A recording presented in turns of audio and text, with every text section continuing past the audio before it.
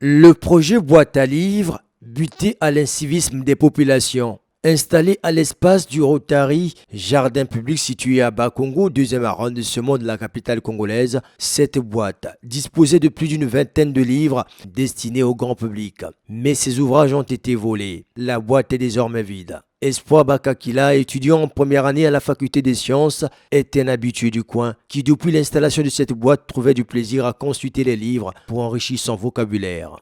Cette boîte à livres permettait à nous, d'abord les étudiants, d'en apprendre plus, d'élargir en fait nos connaissances, et ça permettait aussi à certaines personnes, ça invitait aussi certaines personnes à lire, à s'ouvrir au monde de la lecture. Nous avons rendez-vous avec Rita Fabienne, la jeune activiste littéraire, initiatrice du projet Boîte à livres, qui tout de même n'est pas surprise de constater que les livres ont été emportés.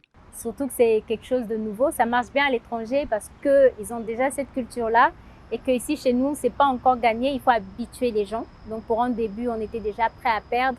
On aurait espéré que le Congolais ne tombe pas dans ce piège-là des suppositions, d'incivisme. C'était la phase expérimentale, dit-elle avec assurance, puisqu'elle maintient le projet et entend dans les jours qui viennent engager des bénévoles pour superviser la consultation des livres par le public, car le but de cette jeune activiste littéraire est de favoriser la circulation du livre et son appropriation par les Congolais. La deuxième étape, c'est éventuellement mettre des gens ici pour sécuriser la boîte.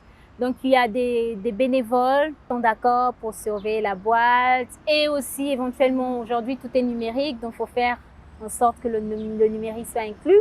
Parce qu'il est très important d'instaurer une culture de lecture. C'est pourquoi la boîte est ici. On sera obligé de surveiller. On ne voulait pas en arriver là, mais jouant pas à la police, surveiller des personnes qui prennent des livres, veiller à ce que ces personnes ne partent pas avec ces livres. Donc, ça sera aussi le devoir de nos bénévoles.